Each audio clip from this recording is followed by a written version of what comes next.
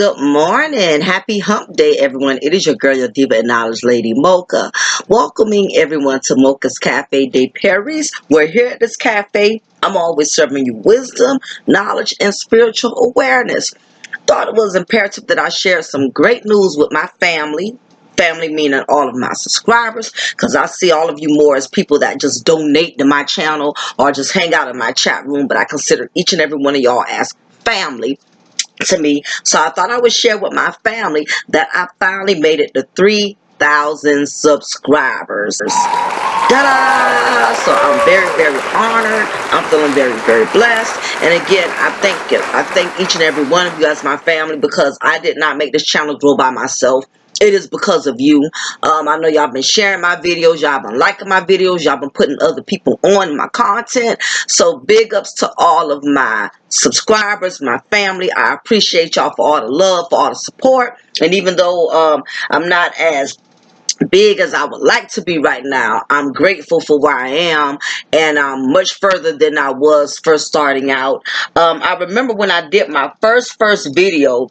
I believe this video was done, yes, July 30th, 2017. The video was called Black Men Beware of These. And that video to this day has 90,000 views and I think a little over 1,000 likes or whatever. But I remember that was on my very first video, and I just took a dare. Because there was so much stuff I saw going on YouTube, and I'm like, you know what? It's time for a black woman, that's going to kick wisdom and knowledge and going to be balanced, going to tell the truth. We don't have a lot of that on the YouTube streets. So I just took a dare. Did that one video, didn't think much or nothing of it, and I was astonished at all the feedback that I got back from that particular video. So that video is pretty much what set it off. But really, way before this even happened, I know I've had a few people who have asked me, how did I begin blogging? What motivated me, what encouraged me to start my own channel? What made me start my own channel to begin with? Well, truth be told, before I go into today's content, what made me start my own channel, there was a situation in which there was this particular male blogger. And some of y'all probably have already heard the story, but for everybody who hasn't, I'm just going to repeat it again so I can kind of put everybody on with how Mocha's Cafe de Paris started off. And basically what happened was, I was a subscriber once upon a time, like all of you were. I wasn't on no panels or nothing like that. I would just go and view different content creators. And I'll never forget, there was this one particular gentleman. He still has his channel to this day. His channel, he's definitely got a lot of subscribers. So he's a very popular man on YouTube, which I do not care to discuss. I would never say his name because I just don't believe in bringing that kind of chaos or beef to my channel. But there's this one particular gentleman. I was a fan of his content for a very long time, and I actually liked a lot of the knowledge, and I admired a lot of the wisdom that he was sharing with fans, with females, black women particularly. And even though his content was really harsh, he was one of those guys that pretty much supported the black female fuckery movement. He was, in my opinion, I don't know how that particular group operates, but he was one of the main leaders of this certain type of organization within the YouTube streets. So I liked a lot of knowledge that he had to share, but he was one of those brothers. He would go in on black women all the time. But nevertheless, I would go to his channel and listen to a lot of knowledge and everything he had to share. So he basically was talking about the situation with Black China, and he wanted a woman to call in, because the question was, why do so many black women support Black China, even though she's a stripper, even though she's a thought, whatever the case is. So against my better judgment, I was hanging out in the chat room, and he had a lot of men in his chat room at the time, and I was kind of typing in my input respectfully, and I had a lot of guys that was boosting me up, to call in. They said, why don't you call in and ask him, share your opinion. So me being dumb and naive and gullible, not really realizing that some of these channels are specifically designed, to torment black women or to make a mockery out of black women. I didn't have the knowledge then that I have now. So against my better judgment, I called in, and I noticed when I called in, this particular dude, he already had an attitude before I even went into my question. The vibe I got from him was, okay, here comes another black broad that's calling me to condone this black BITCH behavior. I already had got a funky vibe, and something should have told me then to disengage, and to hang up. But I said, well, he may not be that bad of a guy. You know what I mean? He may at least hear me out. So the main thing was, to just be respectful and not say anything out of pocket to make him, be disrespectful to me on his live panel, because this was going live during the time. Okay, so long story short, I told him that I was calling in response to the situation about Black China, which is a stripper we know that has the child from Rob Kardashian. And again, the question was, what are women co-signing on female fuckery like with Black China? So my answer to that was, I said, the reason why I think I think the reason that Black China was resorting to thought behavior and having babies from all type of random dudes, I said it's not that I condone it, but I understand it. Meaning that she probably felt she had to resort to that because unfortunately a lot of black women, they're not being educated that there's other things that they could do other than becoming strippers, other than becoming thoughts. And then you got to look at the fact that her mother's also a stripper. So your mom is your biggest influence, so of course you're going to follow your mother's footsteps if that's the type of lifestyle she lived in front of you. So basically, he goes on to say, so you telling me that, you're giving all these excuses and for why she's, Black China's resorting to this type of behavior. I said, I'm not giving excuses. I'm just giving explanations, but as black women, when we try to make an argument, it's an excuse. It's never an explanation. But when other races are doing it, they're giving a pass. It's an explanation. But black women, we can't do it, because if we do it, we're making excuses. So I could already tell he was getting aggravated with me, with the answer that I was giving him. And, even though I sensed the tension and the aggravation in his voice, I didn't, I didn't want to provoke him by, being debatable, being disrespectful, or anything like that. So, basically, based on the explanation that I gave him, and the conversation was so long ago, he responded back and he gave me his reasons as to why he felt like my reasons was not credible and everything. So I'm listening to him talk, and the only thing I was like, said, okay, okay, that's all I was saying while he was talking, so he could know that I was acknowledging him and I was listening to him. He took the whole situation and flipped it and just made it all for bad. He just basically made me look like a herb, and he disgraced me in a live chat full of men by basically stating that, being that I was giving him reasons for why Black China was resorting to thought behavior, he perceived it as if I was co-signing or defending Black China being a whore. But like I told him, the explanation I gave him was, I said, look, it's no different than a drug dealer on the street who sells drugs for a living.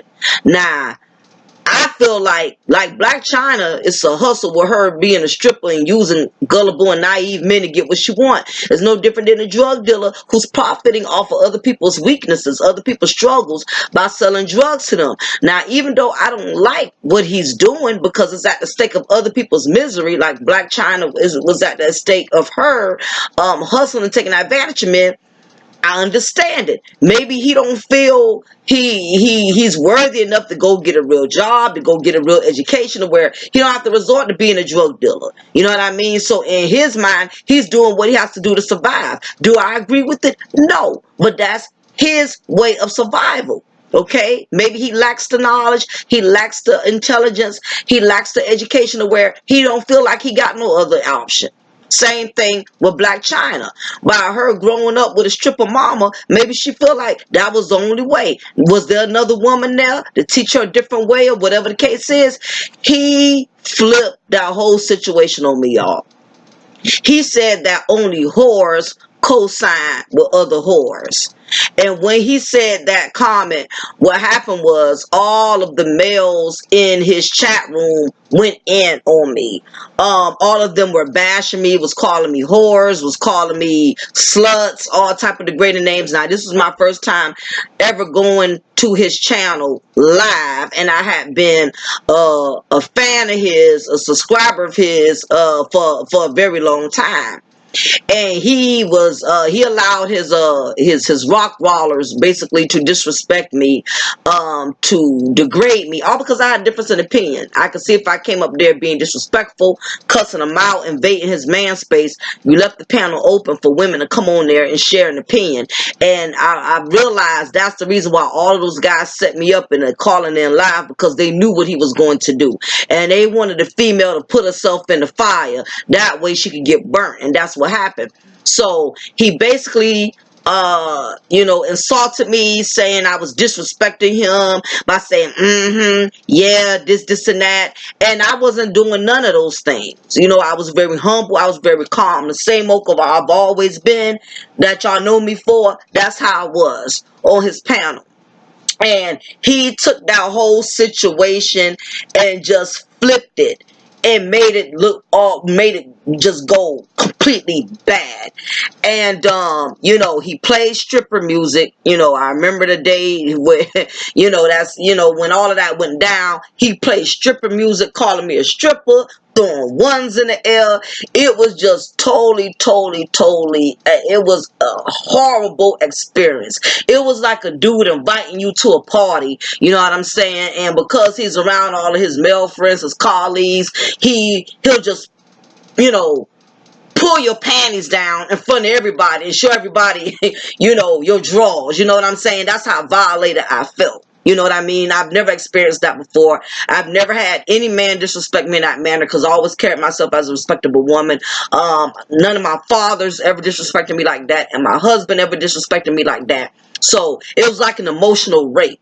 And to this day, this guy does not realize he emotionally raped me, at that moment in time or whatever. So I logged off of the live, and again, he was still going in after the conversation had ended. His rock wallers, his crew, was going in as well, and it was just a very, very horrible experience. And I've never experienced something like that in my life. You know what I mean? So, when this occurred, I remember, it took a lot out of me, and I've never understood how people could allow cyberbullying to take them to the edge where people will commit suicide and do all type of things. And I never realized the severity of it until it had happened to me. And I do realize, being in that situation, you have to be very careful with how you talk to people and treat people, even if it's over the internet, because some people are emotionally already are in emotional turmoil, and they're emotionally overwhelmed. So when they reach out to you and you emotionally rape them or emotionally degrade them in front of everybody, you could really take somebody over the edge and not even realize it. You know what I mean? So once I had experienced that, I had two options I realized I had at this point. I could have got mad, sent him a long email, cussed him out, vented, just for him to email me back and cuss me out and make me feel 20 times smaller than how he already made me feel. Or I could have said, you know what?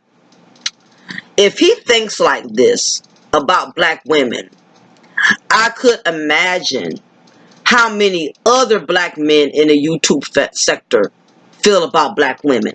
Because I'm sure he's not the only one who has this attitude, who has this bias about all black women being dumb and whorish and lacking intelligence. I said, I bet it's a lot of brothers out here who think like him. So, against my better judgment, I said, you know what? This dude was right. Because I remember the one last thing he said after that humiliating episode. He was like, bitches need to stay in their lane. And when he said that, the idea automatically came to me, was like, you know what, he have a point there. And that's when I realized, not only did I need to stay in my lane, I needed to create my own lane. And that is what I did. So after that incident had occurred, I had started my own channel, and that's when I did my own video, Black Men Beware of These, to basically make black men realize, as black women, all of us are not co-signing on the fuckery bullshit that's going on with other black women. We're all not going to defend ratchet behavior. As a matter of fact, a lot of black women, we are just as much against ratchetness and black female fuckery as these men are. You know what I mean? So the only way I could demonstrate that and prove that was I had to create my own channel. And that is how the Mocha Cafe de Paris came about. And because of this brother, he does not know to this day that I thank him. I thank him for humiliating me, for disrespecting me, because what it did was, it made me bitter. It made me strive for better. And it is because of him that I have my channel.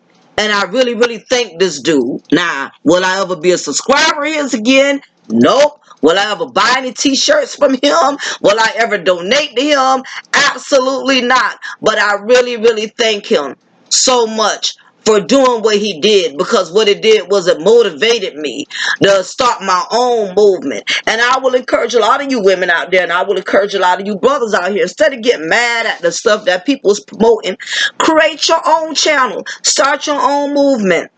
You don't have to attack people who are attacking you. You don't have to stoop to that level. You know what I mean? Because that's what people want you to do. And that guy, he motivated me more than he did destroy me. And as a black woman in these YouTube streets, you got to be very strong-minded, because it's going to be brothers that's going to challenge you, no matter how intelligent you are, no matter how wise you are. They're going to try to make you lose your credibility. They're going to try to, take away, your credibility, your intelligence. They're going to try to strip you of that. And if you're not strong for these YouTube streets, I definitely recommend that you don't start this journey, because if you're not strong, they will defeat you. You will be defeated. They will discourage you. So you have to be ready once you decide to open certain doors. So that is how Mocha's Cafe de Paris started, thanks to one particular gentleman. Yes, it is because of him.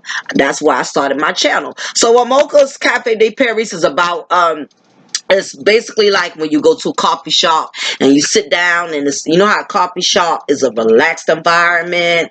This nice serenity, it's peaceful, it's calm, it's not a lot of noise and drama and everything going on. It's just a peaceful environment with peaceful serenity, where you can have a nice conversation and a nice hot cup of coffee.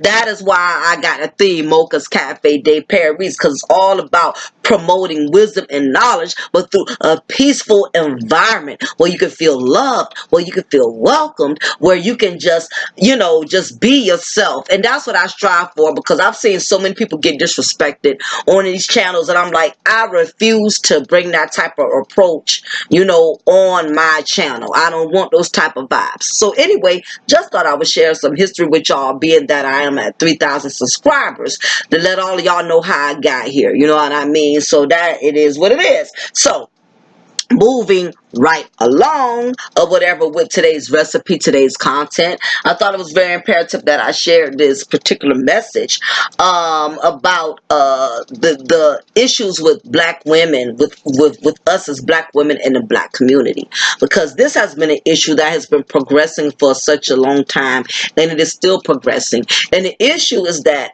as black women, black mothers, we are creating monsters that we no longer want to deal with. We create monsters that get out of control, and then we throw them out there to society for society to have to deal with. I really think that one of the biggest challenges that we face as black women today is a lot of us are lacking parental skills. We're lacking parental skills. We're lacking parental abilities. Now, keep in mind that when we hear the word parent, we automatically assume a parent is somebody who has a child, and that is not true. There's a difference between being a parent, and there's a difference between being a producer. Anybody could produce a child. Anybody could have a child. That is the easy part. Laying in bed, busting it open, letting the man nut in you.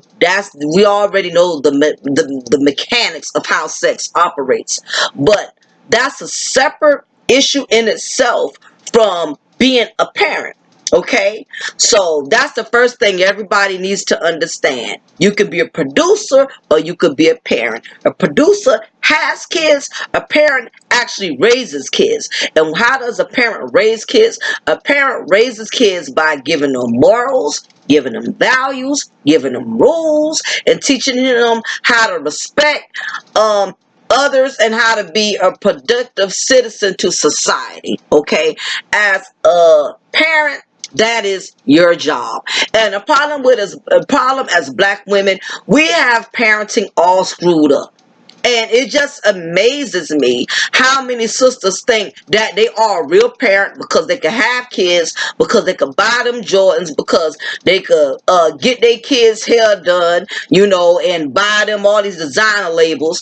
And that's not making you a parent. That just makes you a provider. That doesn't make you a parent. And I realize there's a lot of factors that tie black women into creating children to be monsters.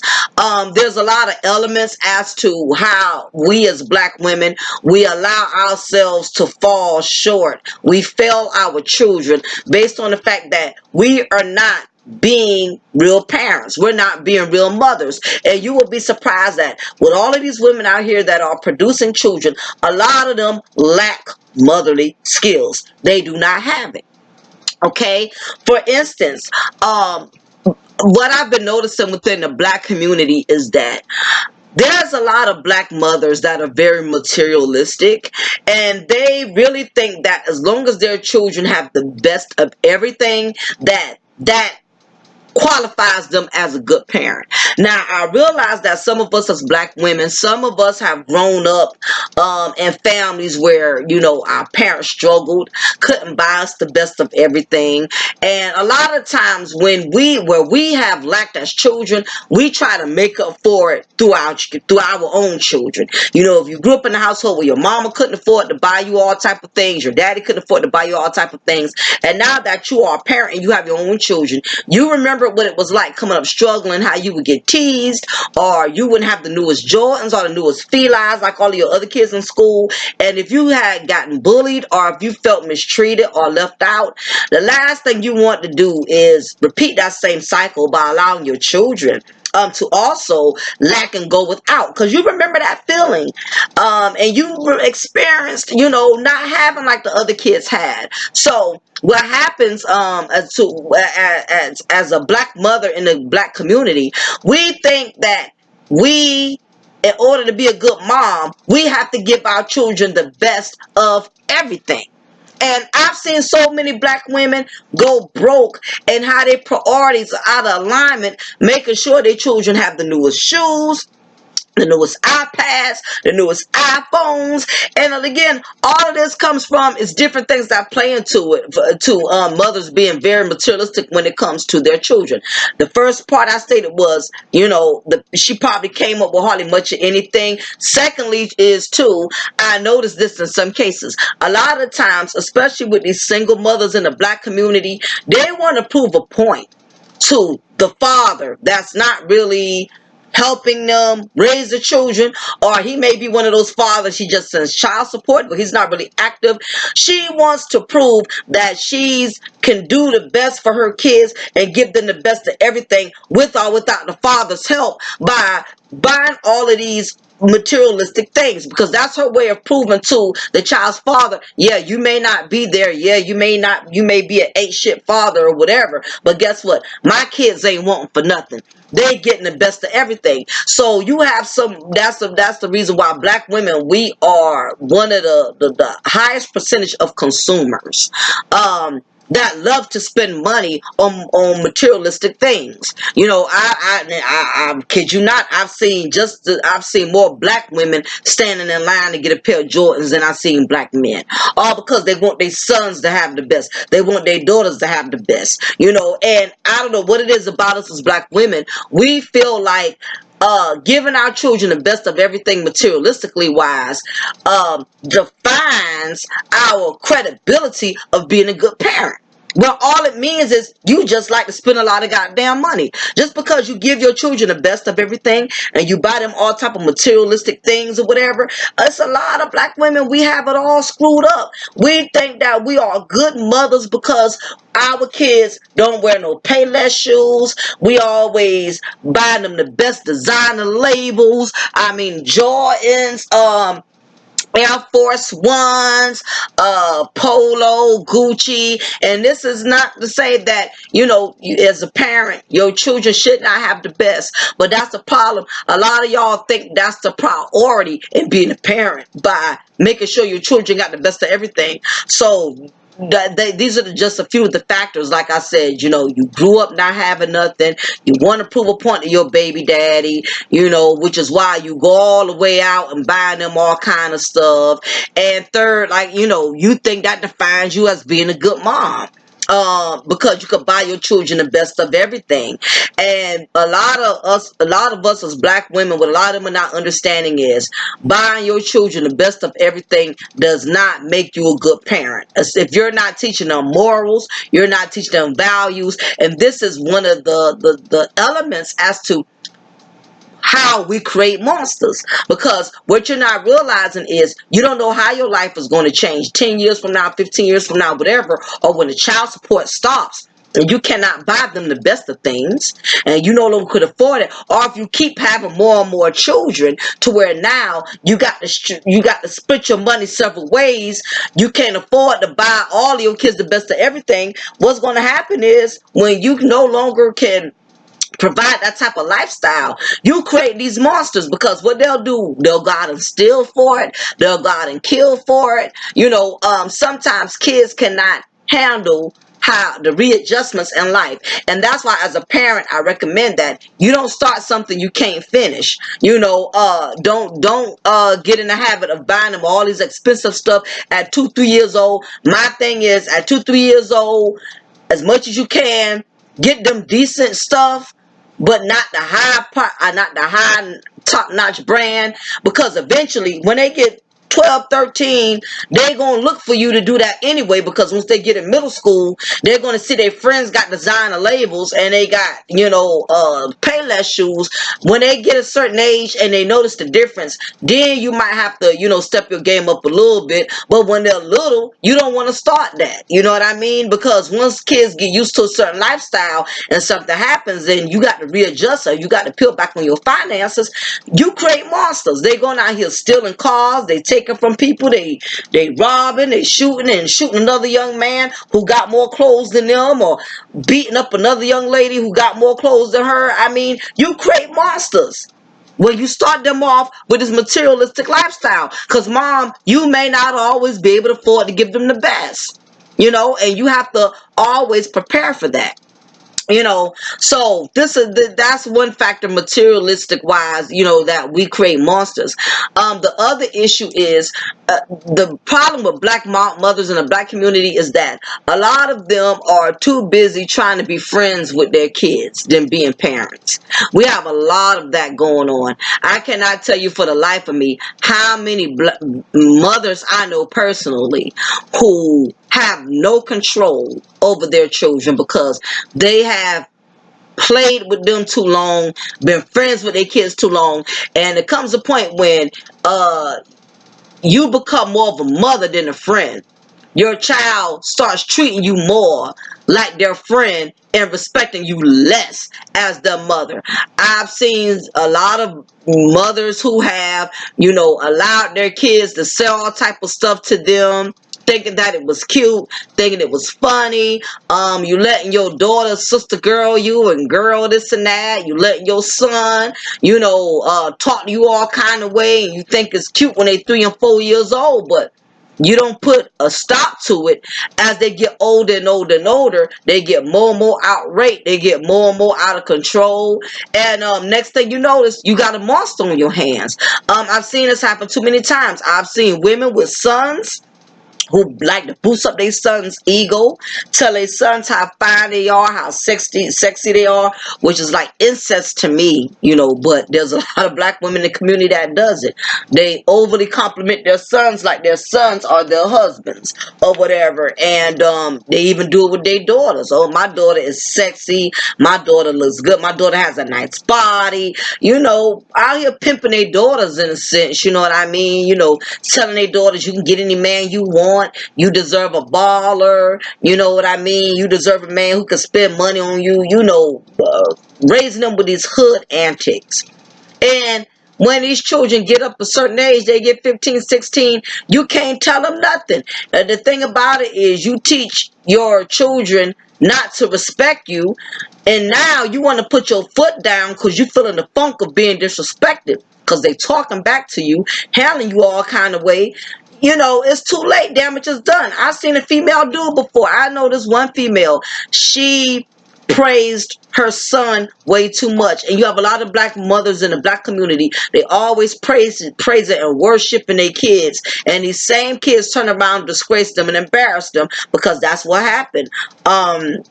He was she like she just she always made her son like her male, what they call it, man crush Monday and male crush Wednesday.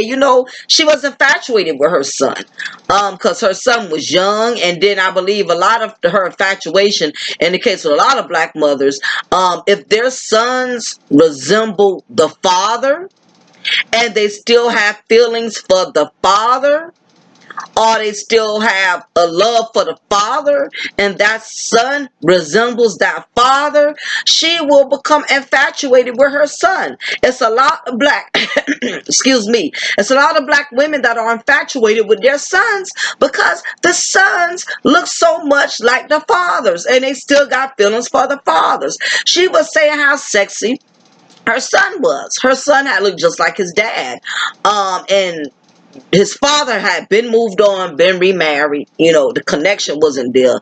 I guess he just got tired of her, whatever the case was. So he moved on. And her son was named Junior right after the father. So she would always say her son's name, and the way she would say it was almost as if like, she was talking to his dad, like his dad name was, Carl Senior. So when she would call her son's name, she'd be like, Carl, come here, Carl. What you doing, Carl? She was flirting with her own son in a sense, and I don't even think she realized it. A lot of you black women, y'all infatuated with your goddamn sons, bruh. And y'all don't think y'all are. You know what I mean? The way you say his name, you compliment him, talking about him like he your man, that's some incest stuff. I don't think no woman need to be going around talking about how sexy her son is. Now, she might say, I got a handsome son, I got an intelligent son, but when you get talking about your son body and all kind of, I peep this chick used to do that all the time. I mean, I think one time another female wanted to talk to her son, and I think the other female was too old, and I think, a matter of fact, I don't even think the other woman wanted to talk to her son like that. She was just kind of like joking, because the woman, she posted a picture of her son on her Facebook with his shirt off. Now, he was only 15, 16 years old at the time. Talking about how her son got a nice body. I'm like, first of all, his body is still developing. course he gonna have a little six-pack at 15, 16. He's still a damn like baby. You know what I mean? He still got Similac around his mouth. This broad was up here talking about how fine her son was, yo. I'm like, this some sick incest shit. You know what I mean? But anyway, a female posted up under there kind of joking saying, yeah, your son sure look fine. I would like to get his number.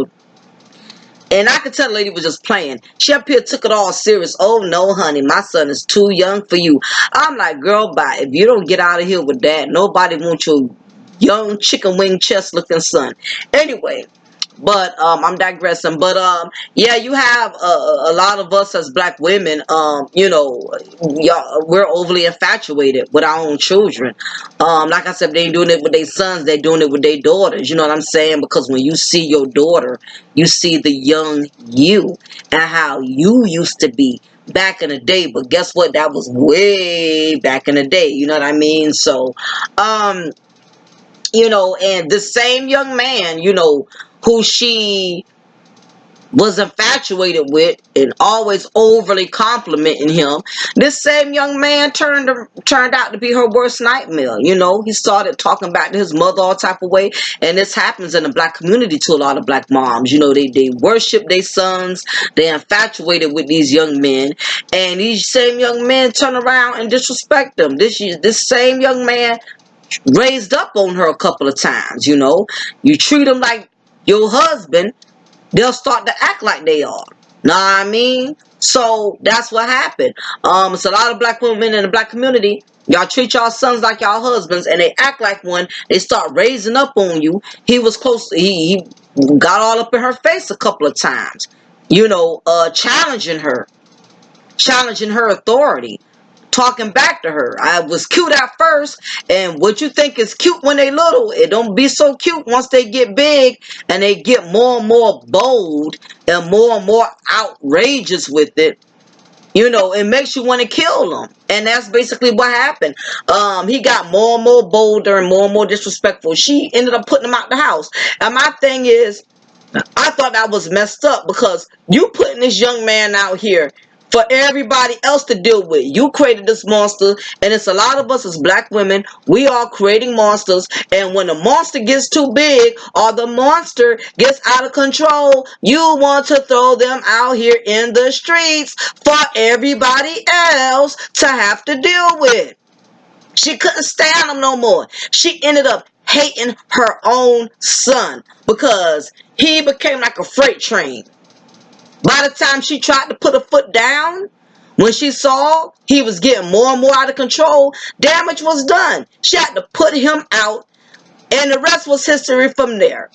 He became a father at 16 years old, because by you putting these thoughts into his mind about how sexy he is and all of that, now he's overly abusing his sexuality by screwing all type of young females. He made himself a father before he even got 17 years old, and before he even got his high school diploma. This young man didn't even have a GED and was already a father because she overly sexualized him, but not even realizing it. And as black mothers, as black women in the black community, we need to stop overly sexualizing our children. Stop telling your sons how sexy he is. Stop telling your daughters how fine and big her titties and ass is. Oh, girl, you got a big booty. Oh, girl, you got big titties, just like your mama used to have back in the day. Stop putting those overly sexualized thoughts in their mind, because they were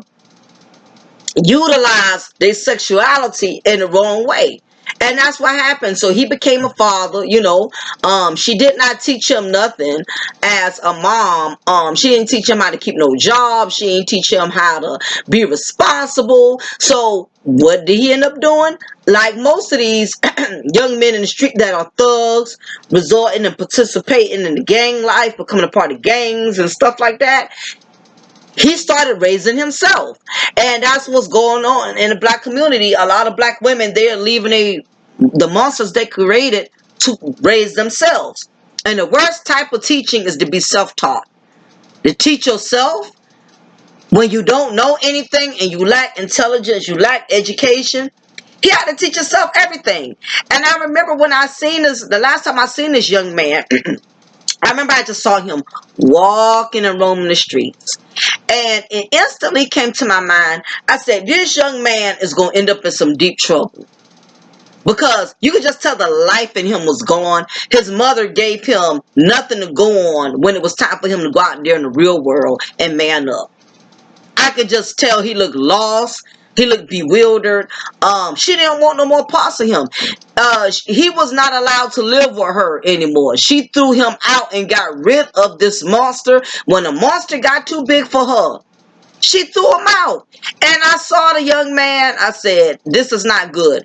And sure enough, a year or two down the line, her son ended up in prison for murdering, killing another young man, who was going to college, who was, on the football team, definitely getting ready to make good moves in life. And the young man he killed came from a really good family who you can tell structured him, gave him a good life. The young man he killed had a mother and a father who kept him in church. He was in a football team. This young man came from a good family. And this is what a lot of black women are not understanding. When you create these monsters, you let them loose, they become somebody else's nightmare.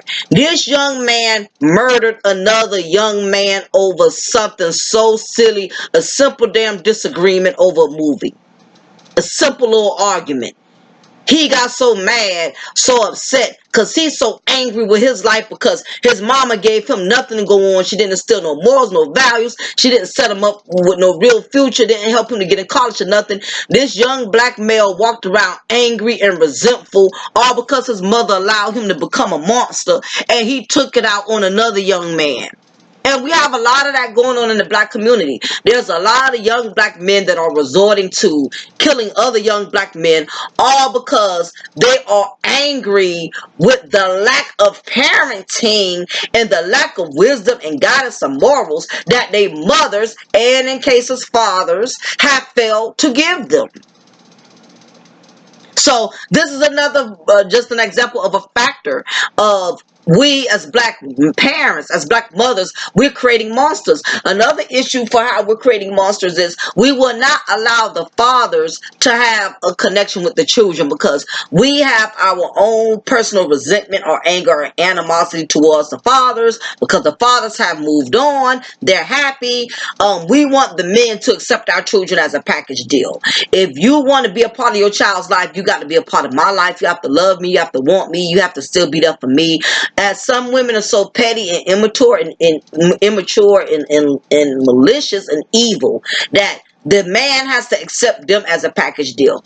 And if he does not, she will intentionally not allow him to be there for his son and his daughter, not understanding that she is ruining her child's future by not allowing our father to have a purpose in our child's life.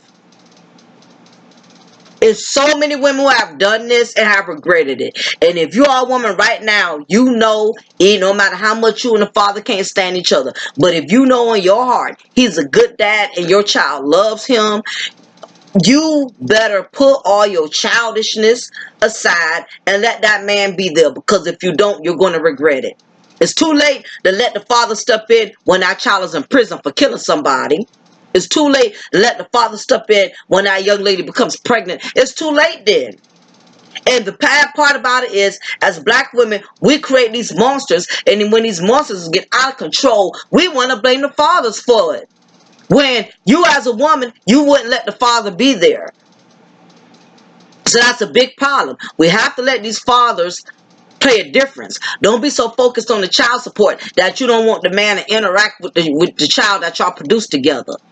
Don't make the dollar more significant than the father. Too much of that going on in the black community. Other factors as to how we're creating these monsters is that we basically are not being responsible. with our children. We're not raising them. It's a lot of us as black mothers, we're having children, but we still want to do us. We still want to live our best life. We still want to go party it up. We still want to hit the clubs. We still want to go out of town with our girlfriends. If you still want to be able to live your life, why keep having children? And you're never home to raise them because you're in a club, you're on a cruise, you're out of town. It amazes me how many of us as black women keep having child after child after child after child, but yet we still want to do us. Once you become a mother, you no longer get to put yourself first. Now, this doesn't mean that you shouldn't live your life, that you should be able to go to a concert here and there, but some of us as black women, we take it too goddamn far. You constantly going out of town with your girlfriends. You hear that everywhere. Who's raising your kids, mom? Why you constantly gone? Out of town with your single girlfriends who ain't keeping her kids no more than you are. You always gone. You never home to keep your house in order. You in the club. You in the streets. You in every concert. Boo, you should have thought about that before you had child number 3, number 4, number 5. A lot of black women, we are producing children we really don't want to be bothered with. Truth be told, a lot of y'all are not gonna go there. Y'all gonna lie. Y'all only time y'all want the fathers to step in is when y'all need a break, when y'all get tired, when y'all get exhausted. Now you want somebody to get them for a weekend or so, cause you want a break. You tired, you exhausted. But you wasn't exhausted from laying there and getting your back banged out, having all these god doggone children. You wasn't exhausted doing that. And I noticed it's women that got way more kids than me. They be in the clubs way more than I do. It seems like the more kids they got, the more they stay in the club. The more they stay gone. It's always women with 5, 6 kids. Never have they goddamn kids. Their mama always got. Their girlfriend, their sisters always got. And I think that's a damn shame. Because not fair to the children. The children did not ask to be here. You made the decision to lay there and not use birth control. Not make the man wear a condom. Now you tired. You exhausted. Because you wake up every day. Your routine is the same. Wake up. Get dressed. Get ready for work. Get the kids dressed. Get them ready for school. Your routine is the same day in and day out. Because I'm not going to lie. Having children, sometimes it becomes like a Groundhog Day. I don't know if y'all ever seen the movie Groundhog Day. That man woke up to the same. His life was exactly the same every day. It got repetitive. And sometimes parenting can be very repetitive. Only way parenting won't be repetitive if you really love being a parent. Because if you love being a parent, you'll come up with different things and different ideas to where you won't be so bored with your children. That's a lot of us as black women, we bored with our own children. We don't want them. How many of y'all know, how many of y'all have heard a woman with over 2, 3 kids say, I'm bored? How are you bored? You got kids. What you mean you bored? Or they'll say, I'm lonely. I need a friend. You got friends right there. 3 of them. It amazes me how so many black women have so many children, but yet want to live their best life. They need a break. They will complain that they need a break. I know a sister who had 5 of them and complained about how exhausted she was. I'm tired. I need somebody to get these kids off my hands for a day or 2. Girl, please. Them your crumb snatchers. Long as you got 3, 4 little ones, you ain't never lonely. You should never be bored. Hell, take them all to Chuck E. Cheese. Do something. Take them to a park. Take them to the beach. Creating monsters that you don't want. And another factor is, why we as black women are creating monsters or creating children that we don't want. We are miserable with the relationships we're in. Now let me tell y'all how deep this is.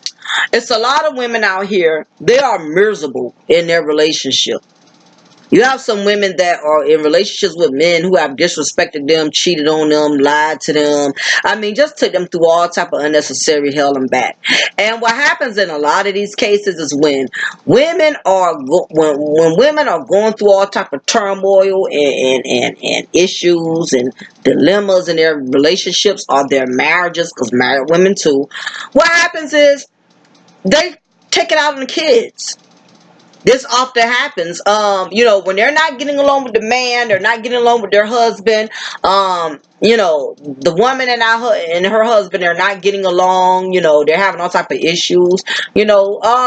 She will become so consumed in her hurt and her anger towards him that she pretty much just leaves her kids on their own. I've known women who were so miserable in their relationships or marriages. They'll constantly go out of town or travel just to get away. But meanwhile, although they're alleviating themselves by traveling and getting away to try to get a peace of mind, but the problem is they're leaving their children behind to do it. The more as parents, when you leave your children to themselves, that's the more trouble they're getting in. I've known some women, when they get so angry with their boyfriends or so angry with their husbands or whatever, they take it out on their kids. They just had an argument with their man and their son or their daughter come in the room, Mama, you'll make me something to eat. I don't feel like making them to eat right now. I don't feel like I'll do it later. Their whole demeanor, you got some women, they are only happy as long as they got a man in their life. That's the only way they in a good mood, as long as they got a man that's dicking them down every so many weeks and hanging around and he's being her boo for the week or whatever. You have some women that actually their whole mood with the man affects how they raise their children. It affects how they raise their kids. If they're not in a good space with those men, they take it out on the children. I've seen some women, because they're going through a bad breakup with the man or they're going through a bad divorce, they pretty much they allow it to affect their children. When I don't care what you're going through with the man, I don't care what you're going through with your husband, you still got to be a mother. You still have to be attentive to your children. And I know some women, when things are going wrong with them and their man, guess what? They don't want to be bothered with their children. They're not in a good mood. They're not in a good space. The hell with everybody. You got some women, when they go through with men, they take it out on everybody around them. They don't want to talk to their family. They don't want to talk to their girlfriends. They don't want to have nothing to do with nobody. And they especially take it out on their children. And that is not fair. Some women get so devastated when things don't work out in a relationship. They don't want to get out of bed for a couple of days. They don't want to talk to nobody. They don't want to fix the kids nothing to eat. They just totally lose themselves when things don't go right between them and that man. And all of these factors are the reason why we as black women that are mothers, we're creating these monsters. And the thing about it is, a lot of us will not take accountability for it. We will leave them out here in society. These children have to go fend for themselves. And as the problem that we're dealing with in the black community is that a lot of our black children are angry. They're angry because they're not getting the real attention they want from their mother. And I don't mean to buy me some Jordans and take me to McDonald's and let me get some burgers and fries attention. They really want attention from their mothers. And this is the reason why I had to restrain myself and not have so many babies, because I know I'm not built to give too many children too much of me. I don't have that type of patience. I don't have that type of motherly skills. I know I lack that. I don't have that type of patience. I get aggravated at times. It's times I just need my own space. I got my one child. She's old enough to understand when I don't want to be bothered. She knows when I want my own space. And even then, it's been times when she needed me. I had to put my anger aside. Whatever I was going through that day, I still had to be a mother. Some of these women, when they derail in their life or things go wrong in their life, they totally derail. They totally crumble. And their children pay for it. Some of these women having bad experiences in life. They don't know how to dust their shoulders off and keep it moving. You see how some women when things go wrong in their life, they just fall apart. They crumble under pressure, and meanwhile the children suffer. And these are the children we have to deal with. These are the children that are going around killing other kids, robbing folks, knocking old ladies down and taking their pocketbooks. These are the monsters that we as black women are creating. Y'all are creating these monsters. Y'all can't give them all your time and attention because, for one, some of y'all have too many of them. There's no way in the world, unless you really, really motherly, unless you really, really attentive. And there are some women that are gifted in being good moms. They got 5 and 6, 7, 8 little ones, but they have a very structured household. They're married to the fathers. The father's making enough money where she could sit home and take care of those kids, make sure everybody's getting her undivided attention. We as black mothers, we know we're not in that position. Half of us cannot sit at home because we're doing it by ourselves. The fathers are not there helping us, whether if it was voluntarily or involuntarily or whatever. We know we cannot be home all the time to keep our kids. So a lot of us have to work, pay bills, got to work 2-3 jobs because y'all know the child support y'all getting is not enough. And yet y'all will keep getting pregnant every year, knowing you got to constantly work. Your children are not going to get your undivided attention. Some of them go in hospitals, have babies, could only be home with their babies for a couple of months and got to go back to work before the baby could even learn how to sit up and feed itself. Because the truth of the matter is, as black mothers, we don't always have a lot of support. We don't have people always wanting to keep our kids. We can't always afford child care. Child care is expensive. As black women, a lot of us are in poverty. We don't have a lot of money like that. We don't make a lot of money like that. And in some cases, some of us, we're just not good with money. We don't know how to balance money. We don't have our priorities aligned. A lot of us are just not good with our finances. But I may decide to do a part 1 and part 2 on this. It all depends on how I feel. But I really strongly feel that as black women, as black mothers in the black community, a lot of us are creating monsters that we do not want. You make these children a problem to you, and they end up becoming a problem to society. They end up becoming, if you don't get a grip on them and you don't keep them in line, somebody else has to keep them in line. The county jails, the state prisons. If another young man has to shoot him or take his life because he's challenging the wrong young man, somebody's going to get your child in check. Same thing with your daughter. You ain't teaching your daughter nothing. Somebody going to teach her. If she got to be taught in county jail, if she got to be taught by another man who plays on her lack of immaturity and her gullibleness, and he becomes abusive and has to put his hands on her to keep her in check. Somebody's going to discipline your child one way or another. And if you're a mother and you care anything about your children, you will want to discipline them first before society gets a hold of them. So anyway, y'all, leave a comment below. Let me know what y'all think about today's content. How do you feel about us as black mothers, creating these monsters, and then we don't want the monsters that we create. We throw them back out there to the streets for the law to get them. Sometimes we want the fathers to step in and intervene when damage is done. What is your opinion on this? Also, don't forget, ladies, I'm going to be doing my baby mama drama, toxic baby mama drama webinar. If you are in a relationship with a man that has a very toxic relationship with his mother's child, I think this will be a great, excellent webinar for you. If you're interested in joining, it's $25 per lady. The session will go from most likely for 2 to 3 hours, possibly longer if needed. So anyway, y'all, this is your girl, Lady Mocha. Remember, I'm going to always pour you a cup of truth, and I'm going to always break you off a slice of knowledge. Be blessed. And you're welcome to Cash App if anybody wants to donate as well. Later, everyone.